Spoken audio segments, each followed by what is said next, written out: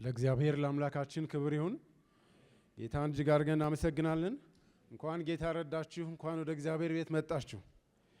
እግዚአብሔርን በልዩ ልዩ መንገድ እንድናመልክ እግዚአብሔር እድል ስለሰጠን፣ ጊዜ ስለሰጠን፣ መንፈሱን ስለሰጠን ወደ እግዚአብሔር ፊት የምናቀርበው ልዩ ልዩ መስዋዕት የምናቀርብበትን እድል እግዚአብሔር ስለሰጠን ክብሩን ሁሉ ለአምላካችን ለእግዚአብሔር እንሰጣለን። ስሙ ለዘላለም ብሩክ ይሁን። ጌታን እጅግ አድርገን እናመሰግናለን። ከማቴዎስ ወንጌል ምዕራፍ 14 እና ምዕራፍ 15 ላይ የተወሰኑ ቁጥሮችን አብረን እናነብና የእግዚአብሔርን የአምላካችንን ቃል እንከፋፈላለን። ምዕራፍ 14 ከቁጥር 15 እስከ 16 በጌታ ስም አነባዋለሁ። በመሸም ጊዜ ደቀ መዛሙርቱ ወደ እርሱ ቀርበው ቦታው ምድረ በዳ ነው፣ አሁንም ሰዓቱ ደርሷል፣ ወደ መንደሮች ሄደው ለራሳቸው ምግብ እንዲገዙ ሕዝቡን አሰናብት አሉት። ኢየሱስም እናንተ የሚበሉትን ስጧቸው እንጂ ሊሄዱ አያስፈልግም አላቸው። ምዕራፍ 15 ቁጥር 32 ኢየሱስም ደቀ መዛሙርቱን ጠርቶ ሕዝቡ ከኔ ጋር እስካሁን 3 ቀን ውለዋልና የሚበሉት ስለሌላቸው አዝንላቸዋለሁ፣ በመንገድም እንዳይዝሉ ጦማቸውን ላሰናብታቸው አልወድም አላቸው። ቀን ሲመሽ የማያሰናብት ወዳጅ ማን ነው? ኢየሱስ። ቀን ሲመሽ የማያሰናብት ወዳጅ። በእነዚህ የመጽሐፍ ቅዱስ ክፍሎች ውስጥ እንዳነበብነው በተመሳሳይ ጊዜና ሁኔታ ውስጥ ስላሉ ስለተቸገሩ ሰዎች ሁለት የተለያዩ አመለካከቶችን ወይም ሁለት የተለያዩ ሐሳቦችን እንመለከታለን። አንደኛው የጌታችን የኢየሱስ ክርስቶስ ደቀ መዛሙርት ሐሳብ ነው። ሁለተኛው ደግሞ የጌታችን የኢየሱስ ክርስቶስ የራሱ ሐሳብ ነው። ደቀ መዛሙርቱ እንደዚህ ነው የሚሉት፣ ቀኑ መሽቷል፣ ስለዚህ አሰናብታቸው። ጌታ ደግሞ ምን ይላል? አይ እኔ ላሰናብታቸው አልወድም፣ እኔ አዝንላቸዋለሁ፣ ስለዚህም ላሰናብታቸው አልወድም የሚል የጌታን ሐሳብ እንመለከታለን። ቀን ሲመሽ የማያሰናብት ወዳጅ። በጊዜ ውስጥ ካሉት እውነታዎችና ምስጢራቶች ውስጥ አንዱ ቀን የሚመሽ መሆኑ ነው። ቀን ይመሻል። ሁል ጊዜ ቀን አይሆንም።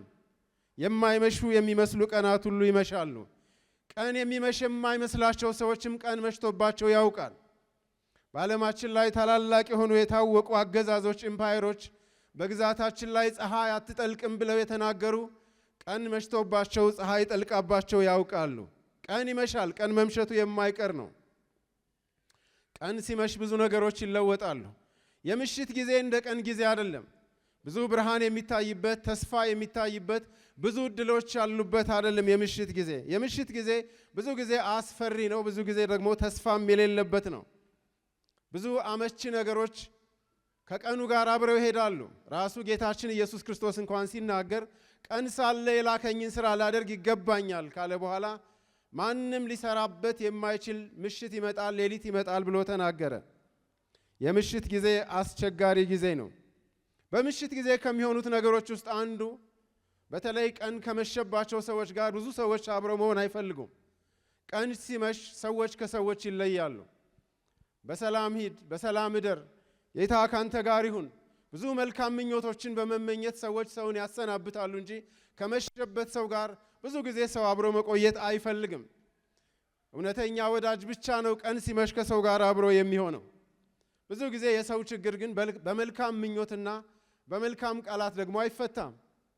መጽሐፍ ቅዱስ እንደሚነግረን ከእናንተ ወንድም ወይም እህት ራቁታቸውን ቢሆኑ የሚበሉትን ቢያጡ ከእናንተ አንዱ ሂድና እሳት ሙቅ፣ ሂድና ጥገብ ቢላቸው የሚያስፈልጋቸውን ባይሰጣቸው ምን ይጠቅማቸዋል ብሎ ይናገራል። ጌታ ግን ቀን ሲመሽ አያሰናብትም። በዚህ ታሪክ ውስጥ የምንመለከተው ይህንን ነው። ጥቂት ምግብን ለብዙ ሰዎች አባዝቶ የራባቸው ሰዎች እንዲበሉና እንዲጠግቡ ከማድረግ ያለፈ ተአምራት በዚህ ውስጥ እንመለከታለን። እርግጥ ተአምራት ነው የሆነው።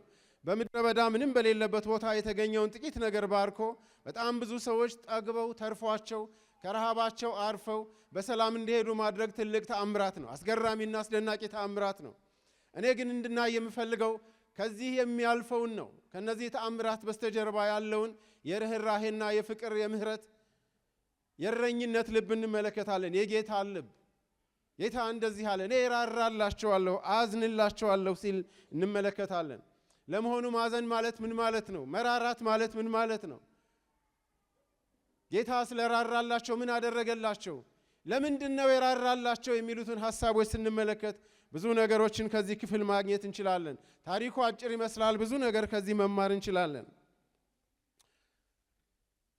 ርኅራኄ ብርቅ በሆነበት ዓለም ውስጥ ሰው ሁሉ በጭካኔ በተሞላበት በዚህ በመጨረሻው ዘመን የሚራራ እውነተኛ እረኛ ማግኘት ትልቅ መታደል ነው። ክብር ለስሙ ይሁን። ጌታ እጅግ የሚምር የሚራራም ነው ይላል መጽሐፍ። ጌታ ይራራል። አዝንላቸዋለሁ፣ ራራላቸዋለሁ። እንዲሁ ስሜትን መጋራት ብቻ አይደለም። ልክ ነው። ርኅራኄ ማለት ሰው ባለበት ቦታ ውስጥ ራስን አስገብቶ ማየት፣ የሰውን ስሜት መጋራት፣ የሰውን ችግር መካፈል ማለት ነው። ሰው ከተቸገረበት ነገር እንዲወጣ ደግሞ የሚቻለውን ሁሉ ማድረግ ማለት ነው። ጌታ በዚህ ርኅራኄ ውስጥ እነዚህን ሰዎች እንደተመለከታቸው እናያለን። ብዙ ጊዜ ጌታችን ኢየሱስ ክርስቶስ የሚታወቅበት አንዱ ባህሪው ይሄ ነው። ብዙ ሕዝብን በተመለከተ ጊዜ ይላል እረኛ እንደሌላቸው በጎች ተጨንቀው ነበርና አዘነላቸው፣ ራራላቸው ይላል። ብዙ ጊዜ አገልግሎቱ የሚነሳው ከዚህ ነው። ደዌያቸውን ፈወሰ፣ አፉን ከፍቶ ቃሉን አስተማራቸው ይላል።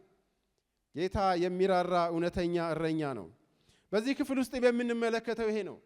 እንደው ተአምራትን የማድረግ ገድል አይደለም፣ ተአምራት ብቻ አይደለም፣ የተቸገሩ ሰዎችን ለመርዳት የተደረገ ጥረትን ብቻ አይደለም። የእረኛውን ልብ በርኅራኄ በፍቅር የተሞላውን የእረኛውን ልብ በዚህ ክፍል እንመለከታለን። ለመሆኑ ለምንድን ነው የራራላቸው? ምክንያታዊ ነው። እንደው ስለ ተራቡን ብቻ አይደለም፣ ሌሎች ነገሮችንም ከዚህ ክፍል እንመለከታለን። የመጀመሪያው ነገር ጌታ የራራላቸው እነዚህ ሰዎች ቀን አልፎባቸዋል። ተመልሰው ሊያገኙት የማይችሉትን ቀናቸውን አቃጥለዋል። እሱን በመምረጣቸው ምክንያት፣ ከእሱ ጋር ለመሆን በመወሰናቸው ምክንያት፣ ጊዜያቸውን በማሳለፋቸው ምክንያት ነው እዚህ ችግር ውስጥ ራሳቸውን ያገኙት። ይህንን ጌታችን ኢየሱስ ክርስቶስ እንደተመለከተላቸው ይናገራል። እነዚህ ሰዎች ወይም ሕዝቡ እስከ አሁን ድረስ 3 ቀን ከኔ ጋር ውለዋልና ራራላቸዋለሁ የሚበሉት ስለሌላቸው፣ ጊዜያቸውን ከሱ ጋር በመሆን ስላሳለፉት፣ ለዚህ አደጋ የተጋለጡት፣ ይሄ ችግር ያጋጠማቸው 3 ቀናትን ለማሳለፍ በመረጡት ምርጫ ምክንያት ነው። እሱን መርጠው፣ እሱን ወደው፣ እሱን ፈልገው፣ እሱን ተከትለው እነዚህን 3 ቀናት ከሱ ጋር ባያሳልፉ ኖሮ ምናልባት እዚህ ችግር ላይ ወድቁ ይችሉ ነበር። አንዳንድ ጊዜ በሕይወታችንም እንደዚህ ይሆናል። ለሚያስፈልገን ነገር ትኩረት ሳናደርግ ብዙ ነገሮችን ማድረግ የምንችልበትን ጊዜ ጌታን ፈልገን፣ ጌታን እያመለክን፣ ጌታን እየተከተልን፣ አንዳንድ ጊዜም ጌታን እያገለገልን ብዙ ነገሮች መዘጋጀት በሚገባን ጊዜ ሳንዘጋጅ ሀብት ለማከማቸት፣ ትምህርት ለመማር፣ ትዳር ለመያዝ፣ ለኑሮ ብዙ ነገር ሳይደከም አንዳንድ ጊዜ በከንቱ ያለፈ በሚመስል ጊዜ ውስጥ ራሳችንን ችግር ላይ ልናገኘው እንችላለን። ምክንያቱ ጌታ ይሁን እንጂ ኃላፊነት የማይወስድ ጌታ አይደለም። እና እሱ ራሱ ነው ጌታ የተናገረው። ጌታ ሆይ እኛ እኮ 3 ቀን ሙሉ ካንተ ጋር አሳልፈን እንዴት ዝም ትለናለህ አላሉትም። ሕዝቡ እነዚህን 3 ቀናት ከኔ ጋር አሳልፈዋል። ቀን ሲመሽ የሚራራ ጌታ፣ ቀን ሲመሽ የማያሰናብት ወዳጅ፣ ቀናቸውን እንዴት እንዳሳለፉ እንዴት እንደመሸባቸው ጌታ ኢየሱስ ክርስቶስ ተናገረ። ጊዜ ዝም ብሎ አይደለም የሚያልፈው። ቀን ዝም ብሎ አያልፍም። ከጊዜ ጋር ብዙ ነገሮች አብረው ያልፋሉ። ጊዜ መልካም እድሎችን ይዞ ያልፋል። ውበትን፣ ደምግባትን ይዞ ያልፋል። ጊዜ ጉብዝናን ይዞ ያልፋል። ጊዜ ሲያልፍ ብዙ ነገሮች እንደ ቀድሞ አይሆኑም። ጊዜያት ባለፉ ቁጥር ብዙ የሚያሳስቡ የሚያሰጉ ነገሮች ወደ ሰው ሕይወት ይመጣሉ። ዳዊት በ71ኛው መዝሙሩ ላይ ሲዘምር መዝሙር 71 ቁጥር 2 ላይ እንደዚህ ብሎ ዘመረ። በእርጅና የዘመን አትጣለኝ፣ ጉልበቴ ባለቀ ጊዜ አትተወኝ ብሎ ተናገረ። ጊዜ ብዙ ነገሮችን ይዞ ይሄዳል። ብዙ ነገሮች ከጊዜ ጋር ያልፋሉ። ዳዊት መልኩ ያማረ በጣም ውብ ብላቴና፣ ሰው ሁሉ ሲያየው በፍቅር የሚመለከተው ብላቴና ነበር። ደግሞ በወጣትነቱ በጣም ድንቅ የሆነ ዘማሪ፣ የእግዚአብሔር መንፈስ ያለበትን ዝማሬ የሚዘምር፣ ርኩስ መንፈስን በዝማሬ የሚያረቅ፣ በቤተ መንግስት የሚጋበዝ ሰው የሚፈልገው ዘማሪ ነበር። ደግሞ ብርቱ የጦር ሰው፣ በሄደበት ቦታ ሁሉ ድል የሚያደርግ ሰው ሁሉ አይኑን የሚያሳርፍበት የሚፈልገው ሰው ነበር። መንግስት የነበረው፣ ዙፋን የነበረው፣ የጦር ኃይል የነበረው፣ ስልጣን የነበረው፣ ሁሉ የሚገዛለትም ንጉሥ ነበረ። አንድ ነገር ግን ገብቶታል። እነዚህ ሁሉ ከጊዜ ጋር ይሄዳሉ። ጊዜ ብዙ ነገሮችን ይዞ ይሄዳል እና እንደዚህ ብሎ ጸለየ። በእርጅና የዘመን አትጣለኝ፣ ጉልበቴ ባለቀ ጊዜ አትተወኝ። ጌታ ቀን ሲመሽ፣ ጉልበት ሲደክም፣ ጊዜ ሲያልፍ የማይረሳ ጌታ። እርግጠኛ ነኝ በዚህ የተሰባሰባችሁት ሰዎች እንደው ከ3 ቀናት በላይ ከጌታ ጋር እንዳሳለፋችሁ ጌታን እንደተከተላችሁ እርግጠኛ ነኝ። 3ቱን ቀን የማይረሳ ጌታ፣ ምናልባት በ10 ዓመታት ለሚቆጠር ጊዜ የተከተልነው ያገለገልነው ጌታ አሁን የመሸ ሲመስል ብዙ ነገሮች ከኛ ጋር የሌሉ ሲመስል ያሳለፍነውን ጊዜ የማይረሳ ጌታ፣ ቀን ሲመሽ የማይተው ጌታ፣ ውበት ሲጠፋ ደምግባ ሲጠፋ ጉልበት ሲደክም ብዙ አማራጮች የሌሉ ሲመስል የማይረሳ ጌታ፣ ሲመሻ አያሰናብትም ጌታ። ለኤርምያስ እንደዚህ አለው፣ ሂድ ለኢየሩሳሌም ተናገር፣ የብላቴንነትሽን ምሕረት የታጨሽበትንም ፍቅር ዘር ባልተዘራበት ምድረ በዳ እንደተከተልሽኝ አስቤያለሁ በላት አለ። እግዚአብሔር ያንን ዘመን አይረሳም። ጌታን የተከተልንበትን ዘመን ብዙ ነገሮች እንደ ቀድሞ ላይሆኑ ይችላሉ። ድካም ሊኖር ይችላል። ብዙ ተፈላጊነት ላይኖር ይችላል። ጌታን እየተከተልን ይሁን እንጂ በጌታ ምክንያት ይሁን እንጂ የተቃጠለው ዘመናችን በከንቱ አልተቃጠለም። ለምንድን ነው ጌታ አይራራላቸው? ጊዜ ተቃጥሎባቸዋል። ተመልሰው ሊያገኙት አይችሉም። ያ የሆነው ደግሞ በሱ ምክንያት ነው። ያደረጋችሁትን ሥራ ለስሙ የሚያሳያችሁትን ፍቅር ይረሳ ዘንድ እግዚአብሔር አመፀኛ አይደለም። ጌታን በመከተል ያሳለፉትን ጊዜ እንደ ሞኝነት አልቆጠረውም። ላደጋ ጌታ አሳልፎ አልሰጣቸውም። ስለዚህ እንደዚህ አለ፣ እስካሁን ድረስ ሕዝቡ 3 ቀን ከኔ ጋር ውለዋልና ብሎ ጌታ ራሱ መሰከረላቸው። ለምንድን ነው ጌታ ይራራላቸው? ሁለተኛው የጌታን ትኩረት የሳበው ነገር ምንድን ነው? የሌላቸው ነገር አለ። የሚበሉት ስለሌላቸው አለ ጌታ። ብዙ ጊዜ ሰዎች የሚሳቡት ሰው ባለው ነገር ነው። በሀብት፣ በንብረት፣ በውበት፣ በደምግባት፣ በስልጣን፣ በኃይል ሰዎች ይሳባሉ። ሰው ያለው ነገር ነው ሰዎችን የሚስባቸው። ጌታ ኢየሱስ ክርስቶስ ትኩረቱን የሳበው ነገር የሌላቸው ነገር ነው። ማንም እኮ አልጸለየም። ደቀ መዛሙርቱም እንዲሰጣቸው አይደለም የጠየቁት፣ እንዲያሰናብታቸው ነው። የሚበሉት ስለሌላቸው ባዶ ነገርን የሚመለከት ጌታ ባዶ ነገራቸውን ተመለከተ። የሌላቸውን ነገር አየላቸው። አንዳንድ ጊዜ ሆድ ብቻ አይደለም ባዶ የሚሆነው፣ ኪስ ብቻ አይደለም ባዶ የሚሆነው፣ ጓዳ ብቻ አይደለም ባዶ የሚሆነው፣ ውስጥም ልብም ባዶ ይሆናል። ጌታ ባዶነትን ይመለከታል፣ ብቸኝነትን ይመለከታል። እነዚህ ሰዎች የሚያስፈልጋቸውን ነገር ለማሟላት በማይችሉበት ጊዜ ባዶቸውን ተገኙ። አንዳንድ ጊዜ ባዶነት ያስፈራል። ጌታ ባዶ ነገርን ይመለከታል። ለእናንተ ሳትለምኑት የሰማዩ አባታችሁ የሚያስፈልጋችሁን ያውቃል። አንዳንዱ የእግዚአብሔር ቸርነት ከጸሎታችን ያልፋል። ብዙ ስለ ጸለይን ብዙም ስላስጸለይን ሳይሆን እግዚአብሔር ባዶነትን የሚመለከት አምላክ የሚያስፈልጋችሁን ነገር በጊዜው ይሰጣችኋል ይላል። የሰማዩ አባታችሁ ደግሞ በእናንተ እንደሚሰራው ኃይል መጠን ከምንለምነውና ከምናስበው እጅግ አብልጦ ሊያደርግ የሚቻለው ይላል። የእግዚአብሔር ቸርነት ብዙ ነው። ባዶ ነገራችንን ጌታ ይመለከታል። የእነዚህን ሰዎች ባዶ ነገር ጌታ እየላቸው የሳበው ባዶ ነገራቸው ነው። በተለይ ቀን ሲመሽ፣ ቀናት እያለቁ ሲመጡ፣ ብዙ እድሎች ከቀን ጋር እያለፉ ሲመጡ፣ እጅ ባዶ ሆኖ ሲመሽ በጣም አስጨናቂ ጊዜ ነው። ዋስትና የሌለ የሚመስልበት ጊዜ አለ። ያዕቆብ እንደዚህ አይነት ነገር አጋጥሞታል። ከአባቱ ቤት ወጥቶ ሲሄድ ለመጀመሪያ ጊዜ በምድረ በዳ መሸበት እና ትልቅ የዋስትና ጥያቄ ላይ ወደቀ። የሚጠብቀው፣ የሚያበላው፣ የሚያጠጣው አጠገቡ ማንም አልነበረም። በምድረ በዳ መሸበት። በምድረ በዳ ሲመሽ እውነተኛ ወዳጅ ብቻ ነው ከእናንተ ጋር የሚቆመው እና እንደዚህ ብሎ ተሳለ። የምበላውንና የምጠጣውን የምለብሰውን ብትሰጠኝ፣ በሚሄድበት ስፍራ ሁሉ ብትጠብቀኝ፣ ያገኘኝ ሁሉ ባገኘው ቦታ የፈለገውን እንዲያደርግብኝ ባትፈቅድ ብትጠብቀኝ ብሎ ተሳለ።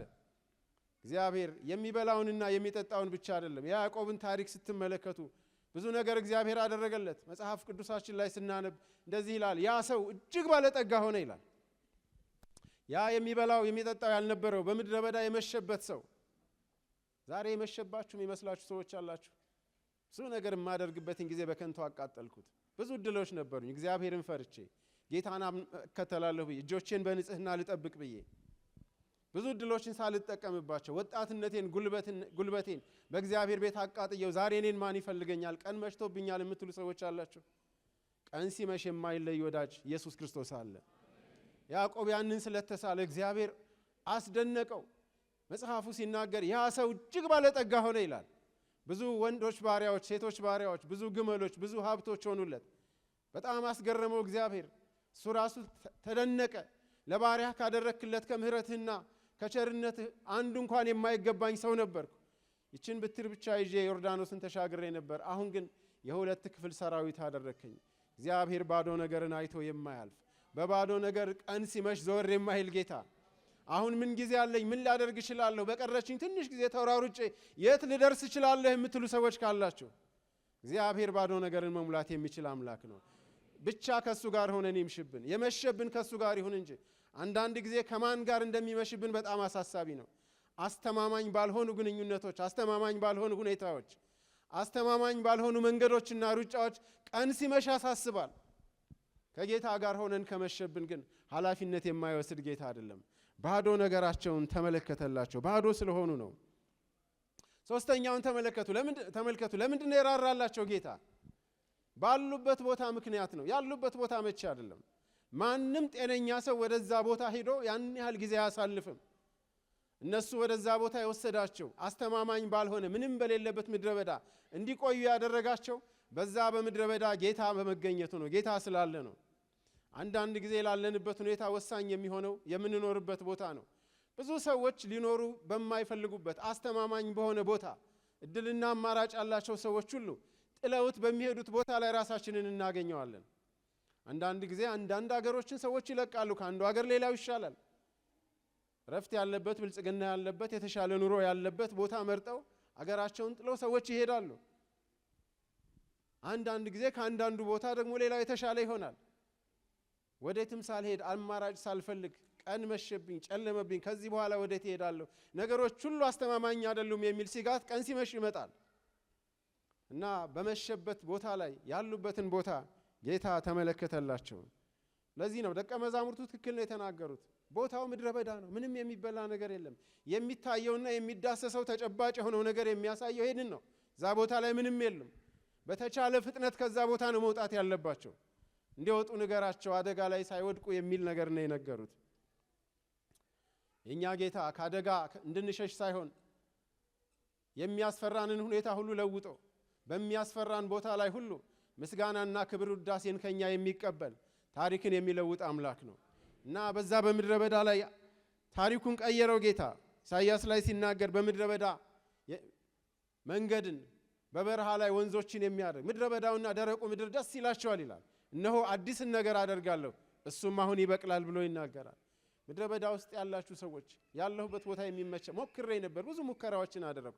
ከሀገር ለመውጣት፣ ከሰፈር ለመውጣት፣ ከአካባቢ ለመውጣት፣ ለመቀየር ከዚህ ቦታ ሳርቅ ቀኑ መሸብኝ፣ ጨለመልብኝ የምትሉ ሰዎች እግዚአብሔር አምላክ ያላችሁበትን ምድረ በዳ ያለመልመዋል እና በዛው በምድረ በዳ የትም መሄድ ሳያስፈልጋቸው ቦታውን ነው የተመለከተላቸው።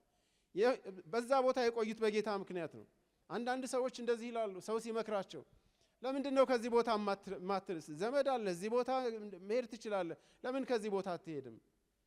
ወይ ከዚህ ቸርች ለምን አትሄድም? ወይም ከዚህ አካባቢ ለምን አትለቅም? ለምን ከዚህ ሀገር አትሄድም ሲሏቸው እንዲህ ብለው ይናገራሉ፣ እኔ ጌታ አላለኝማ ይላሉ። ጌታ ባለን ቦታ ምድረ በዳም ቢሆን እዛ መቆየት ነው የሚሻለው። እሱ ሲመጣ ምድረ በዳው ይቀየራል እና ምድረ በዳ ስለነበረ ራራላቸው፣ እዛ ቦታ ላይ አልተዋቸውም። አንዳንድ ጊዜ በጣም ስጋት ውስጥ እንገባለን። በቃ ነገሮች ሁሉ ያለቁ ሲመስለን፣ እየመሸ የሚሄድ ሲመስለን፣ ነገሮች አልለወጥ ሲሉ ከጌታ ጋር ሆነን እንኳን ፍርሃት ውስጥ እንገባለን። ደቀ መዛሙርቱ እንደዚህ አይነት ነገር ገጥሟቸዋል። ጌታ ሆይ ስንጠፋ አይገድህምን አሉ። ጌታ ግድ ይለዋል። እኛ ያለንበትን ሁኔታ ከኛ በላይ ጌታ ይረዳል እና ወደ ምድረ በዳችን እግዚአብሔር ይመጣል። ያሉበትን ቦታ ነው ጌታ የተመለከተው። ሌላስ ጌታ ምንድን ነው ያየው? በመንገድ እንዳይዝሉ የሚሄዱበትን መንገድ ተመለከተላቸው። አንዳንድ ጊዜ ካለፍንበት ከታገስ ነው ካለፈው ታሪካችን ይልቅ የወደፊቱ አስፈሪ ይሆናል። የእስካሁኑን ዘመን እስከዚህ ድረስ ታግሼ ቆሜያለሁ፣ እስከዚህ ድረስ ታግያለሁ፣ ከዚህ በኋላ እንኳን መቀጠል የሚችል አይመስለኝም፣ ደክሞኛል እንላለን፣ እንሰላቻለን። የማይደክም የማይሰላች የለም። መጽሐፍ ነው የሚመሰክረው። ብላቴኖች ይደክማሉ፣ ጎበዛዝቱን ፈጽመው ይወድቃሉ። የብላቴንነት ጊዜ ሰው ሮጦ የማይደክምበት ጊዜ ነው። የጉብዝና ጊዜ ደግሞ ብዙ ኃይል፣ ብዙ ብርታት ሰው እንዳለ የሚያስብበት ጊዜ ነው። ጎበዛዝቱ ፈጽመው ይወድቃሉ። እግዚአብሔርን በመተማመን የሚጠባበቁ ግን ኃይላቸው ያድሳሉ። ድካም ያለ ነው። ማንም ሰው ይደክማል። የሚደክመው የማይመስል የእግዚአብሔር ሰው ኤልያስ አንድ ቦታ ላይ ደከመው። ኤልያስ በጣም ብርቱ ሰው ነው። ከሰረገላ ፊት መሮጥ የሚችል አንድን ትውልድ በሙሉ ብቻውን በአምላኩ ታምኖ የተጋፈጠ የእግዚአብሔር ሰው፣ ፍርሃት የማያውቀው ድካም የማያውቀው የእግዚአብሔር ሰው አንድ ቦታ ላይ ሲደርስ ደከመው። አንድ ተጨማሪ እርምጃ በሕይወቱ መቀጠል የማይችልበት ድካም አጋጠመው እና የአንድ ቀን መንገድ ያህል ከሸሸ በኋላ እንዲሞት እግዚአብሔርን ለመነ ይላል። ብዙ ጊዜ እግዚአብሔርን ለምኖት ሰምቶታል። ሰማይን ሲዘጋ ሰማይን ሲከፍት እግዚአብሔር ጸሎቱን እንደሚመልስ ያውቃል እና ያንን ጸሎት ጸልዮ ሲያንቀላፋ ከዛ እንቅልፍ ተነስቶ በሕይወት እንደማይኖር እርግጠኛ ሆኖ ነው ያንቀላፋው።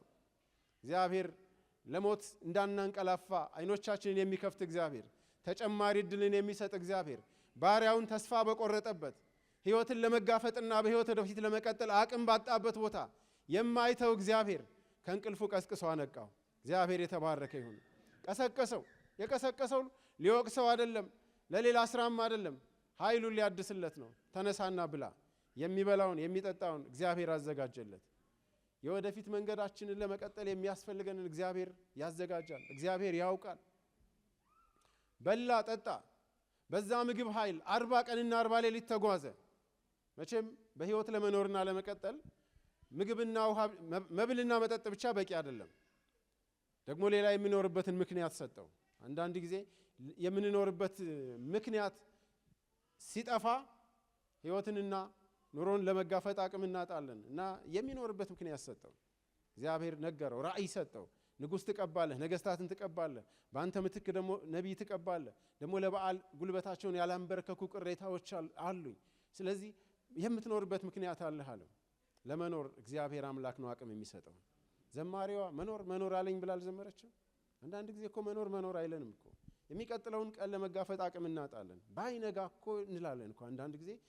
በዚሁ ሌሊት የህይወት መጨረሻ ቢሆን የሚቀጥለውን ቀን የሚቀጥለውን ትግል ለመታገል ሰው አቅም የሚያጣበት ጊዜ አለ። ብዙ ሰዎች እንዲህ አይነት ፈተና ላይ ይወድቃሉ። የእግዚአብሔር ሰው ኤልያስ ብርቱ የሆነው የእግዚአብሔር ነቢይ በእንደዚህ አይነት ድካም ውስጥ ራሱን አግኝቶታል። እነዚህ ሰዎች በመንገድ ቢሄዱ እንደሚዝሉ እንደሚወድቁ ያውቃል ጌታ።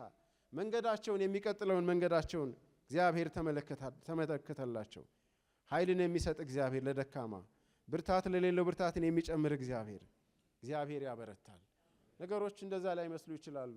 በተለያየ ድካምና መሰላቸት ይገጥመናል እኮ በህይወት በኑሮ መሰላቸት ይገጥመናል። ይበቃኛል፣ ከዚህ በኋላ እንደዚህ ባይቀጥል ጥሩ ነው፣ ይበቃኛል በምንልበት በምንሰላችበት ጊዜ እግዚአብሔር ኃይላችንን ያድሳል።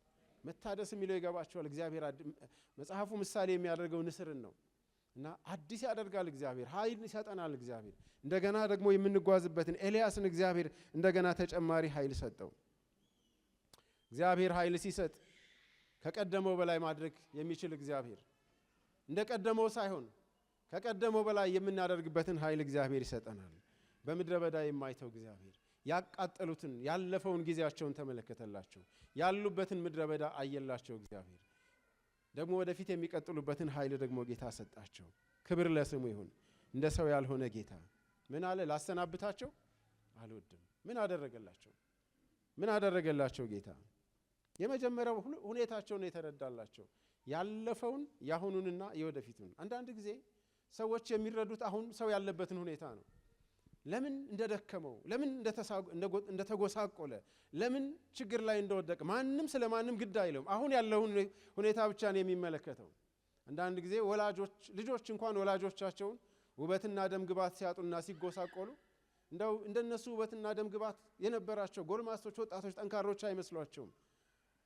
በምንና ለማን እንደዛ እንደሆነ ላያስቡት ይችላሉ። እግዚአብሔር ግን እንደዚህ አይደለም። ያለፈውን የሚመለከት አምላክ ነው። ዘር ባልተዘራበት ምድረ በዳ እንደተከተልሽኝ አስቤያለሁ። የኢየሩሳሌም እኮ መንገድ ጥሩ አልነበረም። በኤርምያስ በኩል ይህን የተግሳጽ መልእክት እግዚአብሔር በሚልክበት ጊዜ ትክክለኛ መንገድ ላይ እየሄዱ አልነበረም። እግዚአብሔር ግን ያለፈውን የማይረሳ አምላክ፣ ብዙ መልካም ነገሮችን ያደረጉ ሰዎች ያን ነገር ለማድረግ አቅም ሲያንሳቸው፣ ጉልበታቸው ሲደክም ያለፈውን የማይረሳ እግዚአብሔር ቀናቸውን ያለፈውን የአሁኑንና የወደፊቱን ተመለከተላቸው። ምን አደረገላቸው ጌታ? ከነ ችግራቸው ሊያሰናብታቸው አልወደደም። በሰላም ሂዱ አላላቸውም። ችግራቸውን ከነሱ ለየላቸው። እውነተኛ ርኅራኄ የተሞላ ጌታ፣ ቀን ሲመሽ የማያሰናብት ወዳጅ። ሌላስ ምን አደረገላቸው? ኃላፊነት የሚወስዱ ሰዎችን አስነሳላቸው። እግዚአብሔር የተባረከ ይሁን። ማንን እንዴት እንደሚያዝ ማን ኃላፊነት እንደሚወስድ እግዚአብሔር አምላክ ያውቃል።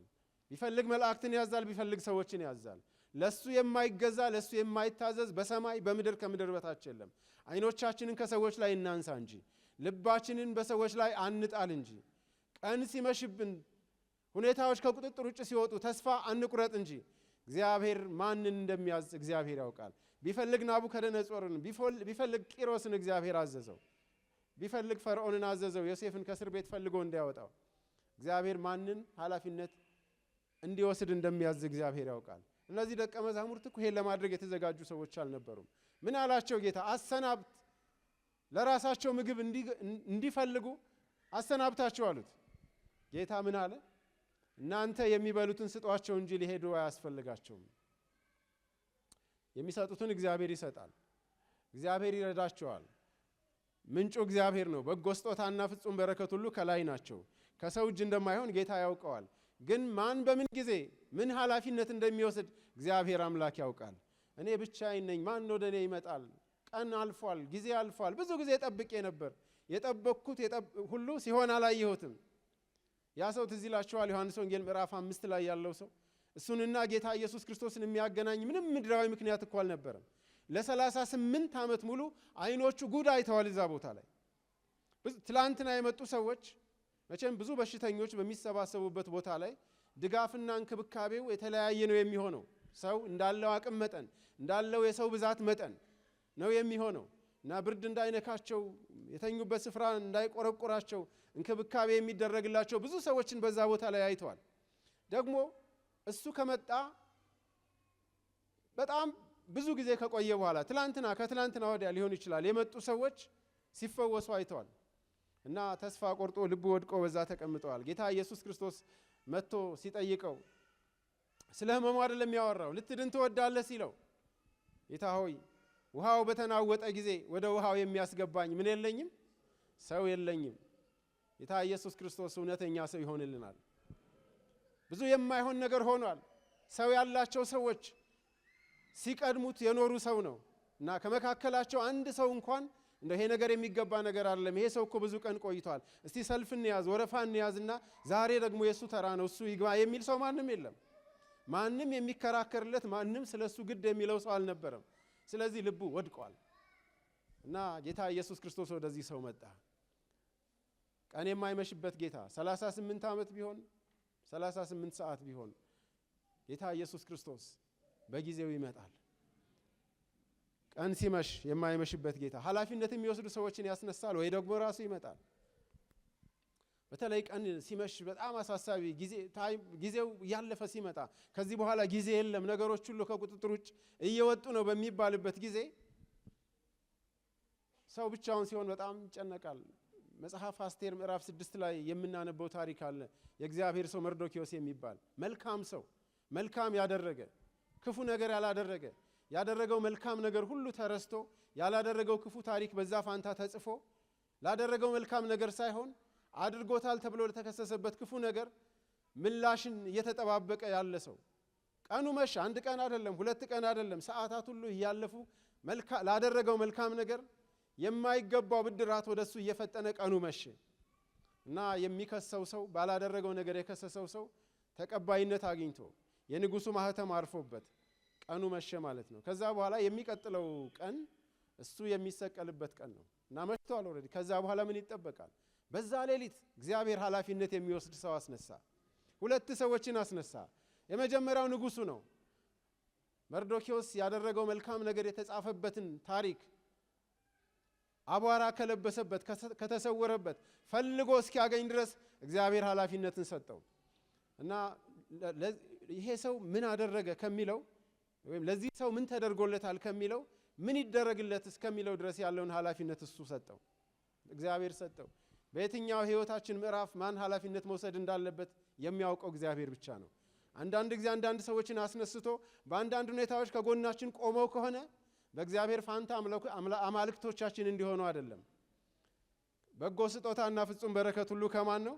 ከእግዚአብሔር ነው። ኃላፊነት እንዲወስዱ የታዘዙ ከሆነ ደግሞ ሰዎች ቢሆኑ መላእክት ቢሆኑ ኃላፊነታቸውን ነው የተወጡት እና ለንጉሱ የተሰጠው ኃላፊነት ለዚህ ሰው ምን ተደርጎለታል ከሚለው ጀምሮ ምን ይደረግለት እስከሚለው ድረስ ብቻ ነው።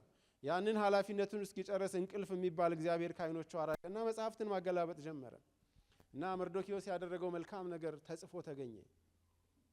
ቀን የማይመሽበት እግዚአብሔር፣ ቀን ሲመሽ ከባሪያዎቹ አጠገብ የማይለየው እግዚአብሔር እና የመርዶክዮስ ታሪክ እንዲገለጥ አደረገ። እዛ ላይ ያለቀ የዚህኛው ሰውዬ ኃላፊነት።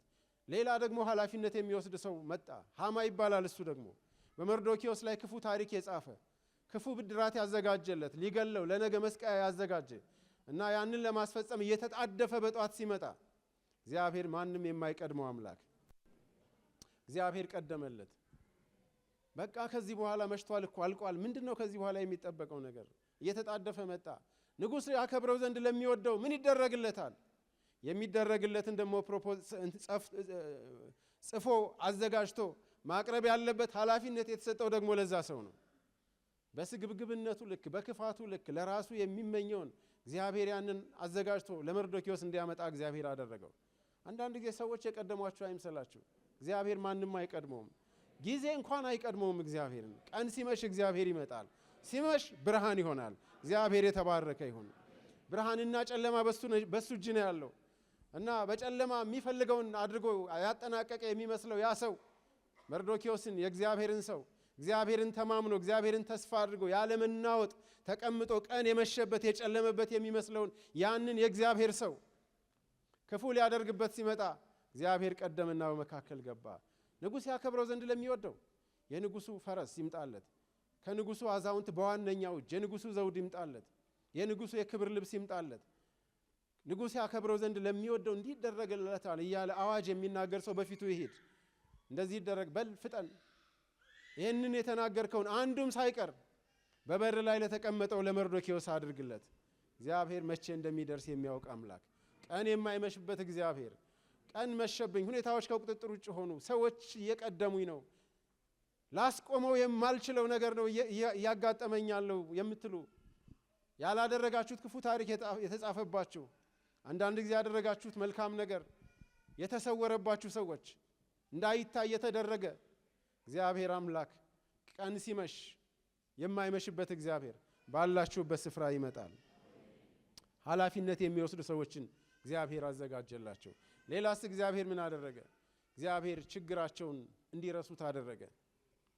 ሁሉም በሉና ጠገቡ ይላል። ጥጋብ ረሃብን ያስረሳል። ረሃብ እንዴት እንደነበር እንኳን የምትረሱ ስትጠግቡ ነው። በአማርኛ አንድ አባባል አለ። ሰውየው በሬውን አርዶ ከበላ በኋላ እንደዚህ አለ ይባላል። እንዲህ ልጠግብ ነገር በሬን አረድኩት አለ እና ረሃብ በጣም አስቸጋሪ ጊዜ ነው። የሚቀየር የማይመስል ስሜት ነው እና እግዚአብሔር መከራን የሚያስረሳ አምላክ ነው። ዮሴፍ መከራዬንና የአባቴን ቤት አስረሳኛል። እግዚአብሔር እንኳን ክፉና አስቸጋሪ ቀናትን መልካም የሚመስሉ ቀናት እንኳን ቢኖሩ ከነዛ በላይ መልካምነት ያለው እግዚአብሔር መልካም ነገር በማድረግ ክፉ ቀንን የሚያስረሳ እግዚአብሔር ነው እና ሁሉም በሉና ጠገቡ። ዋናው ነገር ከሱ ጋር መሆን ነው። ሲመሽብን፣ ሲርበን፣ ሁኔታዎች ከቁጥጥር ውጭ ሲወጡ እሱ ያለ ያለመናወጥ ከሱ ጋር ከሆንን ሁኔታዎች ሁሉ ይለወጣሉ። ሌላስ ምን አደረገ? እንዲተርፋቸው አደረገ። የሚያትረፈርፍ አምላክ የተረፈውን ቁርስራሽ 7 ቅርጫት ሙሉ አነሱ ይላል። እሱ የሚያትረፈርፍ ጌታ ነው። አለቀ የለም የተባለውን ዘመን ያትረፈርፋል። በቃ እድሜ እያለቀ እኮ ነው። ከዚህ በኋላ እንደው ምን አደርጋለሁኝ? በቃ እኮ ከሚቀረኝ ያሳለፍኩት ነው የሚበዛው የምትሉ ሰዎች እግዚአብሔር ዘመንን ያትረፈርፋል። ብዙ ሰዎችን እድሜ ያጥግቧቸዋል። እግዚአብሔር ጤንነትን ያትረፈርፋል። እግዚአብሔር ሀብትና ባለጠግነትን እግዚአብሔር ያትረፈርፋል። ከመልካም ነገር የሚያትረፈርፍ አምላክ ነው። አለቀ የሚባለውን ነገር ሁሉ ያትረፈርፋል። እነዚህ ሰዎች እንዲተርፋቸው አደረገ። እውነተኛ ወዳጅ፣ ቀን ሲመሽ ቀን ሲጨልም የማይለይ ወዳጅ ኢየሱስ ክርስቶስ ብቻ ነው። ጊዜ ሲያልፍ ከጎናችን የሚሆን የማይረሳ። ምናልባት ዛሬ ለመጀመሪያ ጊዜ ወደዚህ የመጣችሁ አዳዲስ ሰዎች ካላችሁ እውነተኛ ጓደኛ፣ አስተማማኝ የሆነ እረኛ ዘመናችንን ብንሰጠው ብንተማመንበት የማይለየን እውነተኛ ወዳጅ ጌታ ኢየሱስ ክርስቶስ ለእናንተ ወዳጅ ሊሆናችሁ ይፈልጋል። ብዙ ሰዎች ከድተዋችሁ ሊሆን ይችላል። ፊታቸውን አዙረውባችሁ ሊሆን ይችላል። አስቸጋሪ በሆነ ሁኔታዎች ውስጥ ስታልፉ ሰው ካጠገባችሁ ጠፍቶ ሊሆን ይችላል።